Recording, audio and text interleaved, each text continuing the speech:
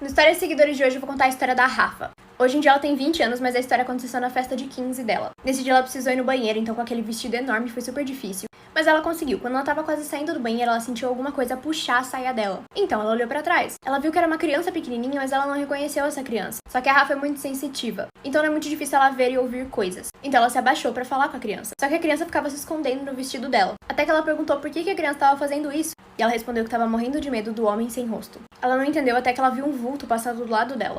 Era esse tal homem sem rosto. Ele era todo preto dos pés à cabeça, e ele não tinha rosto. Ela tomou um susto tão grande que ela acabou caindo no chão e ela sentiu como se a coisa viesse pra cima dela. Passou por ela e desde então ela vê isso com uma certa frequência. Ele aparecia sempre que tinha alguma festa rolando, como se fosse alguma mensagem ou algum sinal. Só que agora que ela tem 20 anos, ele aparece muito mais quando ela tem as crises de paralisia do sono dela. Meu Deus, que bizarro.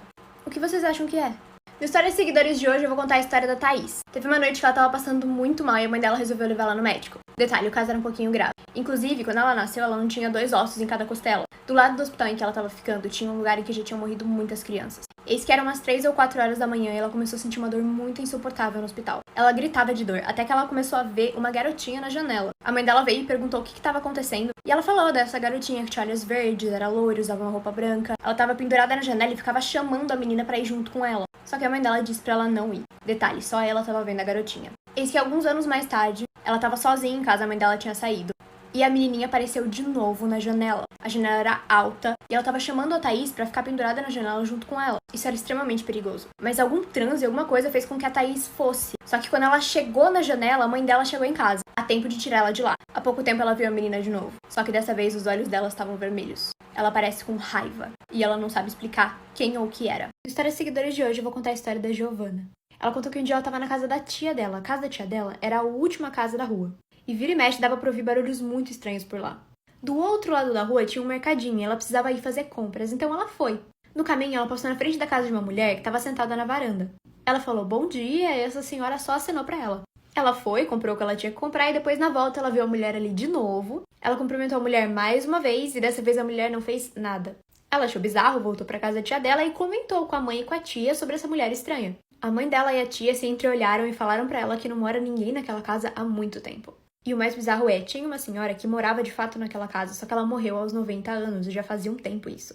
E a mulher que morava nessa casa era exatamente igual a mulher que a Giovana viu e descreveu. Meu Deus. Experimentos bizarros realizados em humanos, parte 2. A suposta experiência soviética que transformava as pessoas em zumbis. Não se sabe, mas na época diziam que a pessoa poderia ficar assim, idêntica com um zumbi. Tudo aconteceu por volta dos anos de 1940, quando a Segunda Guerra Mundial já teria chegado ao fim, mas Stalin continuava o todo-poderoso. Então em uma base secreta foi promovido um experimento com 5 prisioneiros de Gulag. Foi prometido a eles liberdade se eles conseguissem ficar por 30 dias seguidos sem dormir. Uma observação, eles teriam que ficar esse tempo acordado em uma câmara repleta de gás psicotrópico. Mas em 5 dias as coisas já começaram a desandar. As cobaias começaram a tampar a câmera e tiveram crises de gritos. Quando os cientistas conseguiram abrir as câmeras depois de dias, viram a pior cena. As pessoas já tinham arrancado parte dos seus corpos e o chão estava repleto de sangue.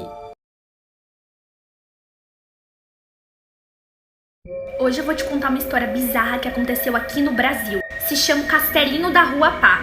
O crime acontecido no local não foi esclarecido até hoje, então não tem nenhuma resolução. O castelinho se localiza na Avenida São João, aqui em São Paulo. Ele é considerado assombrado graças a um episódio que aconteceu e eu vou estar contando pra você agora. Os habitantes que moravam na casa na época eram pessoas renomadas. Eram donos do Brother, que era um cinema local. Maria Cândida, que era matriarca do local, era muito dedicada depois da morte do seu marido, Virgílio. Eles tinham 2 filhos, Álvaro e Armando. Álvaro tinha 45 anos e Armando 43 anos. Álvaro era apaixonado por patinação, tanto que ele tinha ganhado até prêmios. Então ele queria fechar o cinema para abrir um ringue de patinação. Mas Armando, responsável pelas finanças da família, falou que não seria uma boa coisa, porque não teria uma certeza tão grande de retorno de valores. E foi aí que tudo começou. Não vai caber tudo nessa parte, então deixa o like pra parte 2.